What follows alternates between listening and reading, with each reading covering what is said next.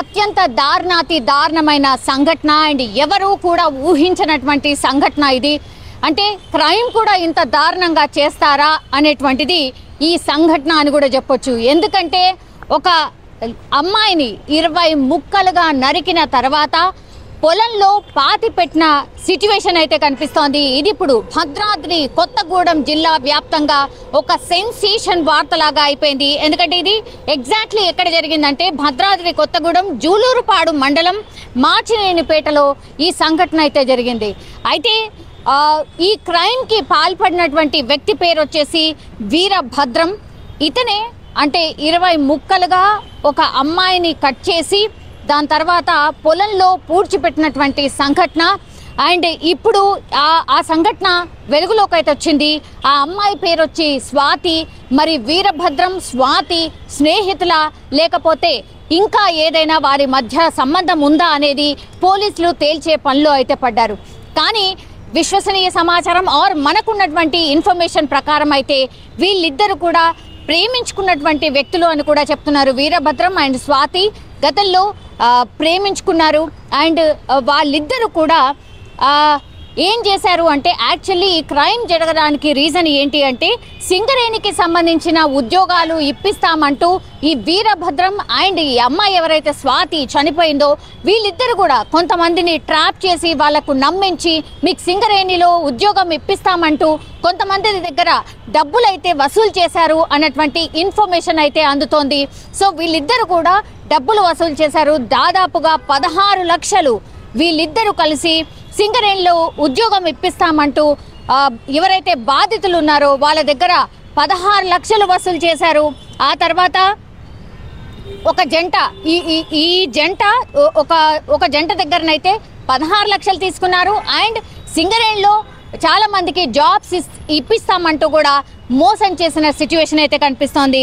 So వీళ్ళు ఈ డబ్బు తీసుకున్న తర్వాత ఎంతకి ఉద్యోగం ఇప్పించలేదు. అండ్ ఆ ఉద్యోగం ఇప్పించకపోవడంతో ఎవరైతే జంట వీళ్ళిద్దరికి డబ్బులు ఇచ్చిందో ఆ జంట కూడా ఆత్మహత్య చేసుకున్నారు. వీళ్ళిద్దరి మధ్యలో అంటే వీళ్ళిద్దరి చేతుల్లో వాళ్ళు కూడా బాధితులైన సిచ్యువేషన్. అంటే సింగరేణిలో ఉద్యోగాలు ఇప్పిస్తామంటూ మోసం చేసి ఈ జంట 16 లక్షలు తీసుకుంది. ఆ జంట దగ్గర ఎవరైతే డబ్బులు ఇచ్చారో ఆ జంట ఉద్యోగం రాకపోగా 16 లక్షలు చెల్లించిన తర్వాత కూడా ఉద్యోగం ఇప్పియలేదు, మేము మోసపోయామంటూ వాళ్ళు చనిపోయినటువంటి సిచ్యువేషన్. సో ఈ 16 లక్షలు వసూలు చేసిన తర్వాత డబ్బు విషయంలో ఇప్పుడు ఎవరైతే స్వాతి అనే అమ్మాయిని వీరభద్రం చంపాడో వీరభద్రం అండ్ ఈ స్వాతి వీళ్ళిద్దరి మధ్య ఈ డబ్బుల వివాదమే చెలరేగింది. సో ఈ డబ్బుల వివాదం నేపథ్యంలోనే వీరభద్రం ఈ అమ్మాయి అంటే ఈ స్వాతి అనే అమ్మాయిని అత్యంత కిరాతకంగా 20 ముక్కలుగా కోసి ఒక పొలంలో పాతి పెట్టినటువంటి సిచ్యువేషన్. సో ఇదంతా ఇన్ఫర్మేషన్ ఎందుకు బయటకు వచ్చిందంటే వీళ్ళిద్దరి మధ్య విభేదాలు చెలరేగడం, ఆ తర్వాత ఈ అమ్మాయి కనిపించకుండా పోవడంతో ఫిర్యాదు అందింది పోలీసులకు. ఆ తర్వాత పోలీసులు ఇన్వెస్టిగేషన్ స్టార్ట్ చేసిన తర్వాత నేరస్తుడు ఎవరు అనేది కనుక్కునే ప్రయత్నం చేసినప్పుడు వీరభద్రం అని పోలీసులు వాళ్ళ తరహాలో ఇన్వెస్టిగేషన్ చేసినప్పుడు బయటపడింది. కానీ ఎవరూ అనుకోలేదు ఒకవేళ వీరభద్రమే నిందితుడు అయ్యుంటే మరి ఏం చేసుంటాడు అని కనుక్కునే నేపథ్యంలో వాళ్లకు ఒక షాకింగ్ ఇన్సిడెంట్. ఎందుకంటే ఆ అమ్మాయిని చంపేశాడు. చంపిన తర్వాత 20 ముక్కలుగా ఆ అమ్మాయి బాడీ పార్ట్స్ని కట్ చేసిన తర్వాత దెన్ అక్కడి నుంచి పొలంలోకి తీసుకువెళ్ళి పూడ్చిపెట్టాడు అక్కడే. సో ఆ ప్లేస్ ఎక్కడైతే ఉందో ఆ వీరభద్రం అనే వ్యక్తిని పోలీసులు వెంట తీసుకొని ఎక్కడైతే పూడ్చిపెట్టాడో అక్కడికి తీసుకెళ్లి ఆ వీరభద్రంని తీసుకువెళ్ళి చూపించమన్నప్పుడు ఆ ప్లేస్ని ఆ నిందితుడే స్వయంగా చూపించినటువంటి సిచ్యువేషన్. ఒక్కసారి తవ్విన తర్వాత ఆ అమ్మాయి డెడ్ బాడీ అయితే అక్కడ కనిపించింది. సో ఆ అమ్మాయి మిస్సింగ్ కి సంబంధించిన కేసు అయితే వాళ్ళ పేరెంట్స్ నమోదు చేసినప్పుడు ఈ షాకింగ్ ఇన్సిడెంట్ అయితే బయటపడింది. సో వీరభద్రం అనే వ్యక్తే నిందితుడు. స్వాతి అనే అమ్మాయిని జస్ట్ 16 లక్షలు ఏవైతే వీళ్ళు అంటే సింగరేణిలో ఉద్యోగం ఇప్పిస్తామంటూ ఏదైతే మోసం చేసి 16 లక్షలు వసూలు చేశారో ఆ 16 లక్షలు ఎవరు పంచుకోవాలి ఆర్ నీకు తక్కువ నాకు ఎక్కువ ఇట్లాంటి విభేదాలు రావడంతో డబ్బుల విషయంలో విభేదాలు రావడంతో మాట పెరిగి ఇంకా అమ్మాయిని చంపే అంత కోపం పెంచుకున్నాడు వీరభద్రం. ఆ తర్వాత స్వాతిని 20 ముక్కలుగా కట్ చేసి చంపేయడం జరిగింది. ఇప్పుడు భద్రాద్రి కొత్తగూడెం జిల్లాలో ఈ కేసు అయితే చాలా సెన్సేషన్ క్రియేట్ చేస్తోంది.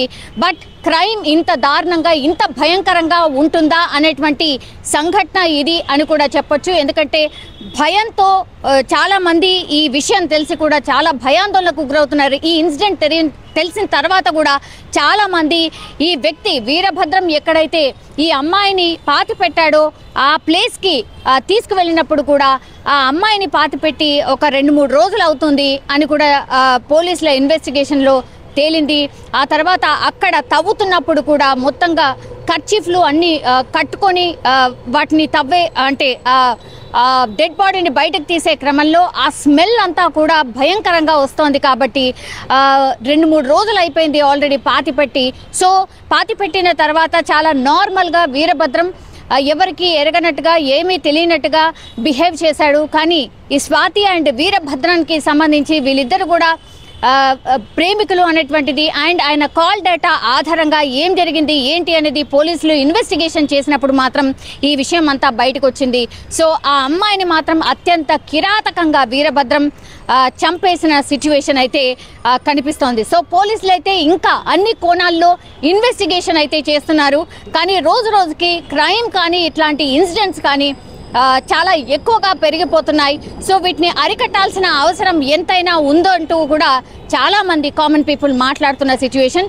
ఈ ఇన్సిడెంట్ తెలిసిన తర్వాత కూడా మొత్తంగా అంటే రాష్ట్ర వ్యాప్తంగా కూడా ఇదొక వార్తా సంచలనంగా మారిందని కూడా చెప్పొచ్చు.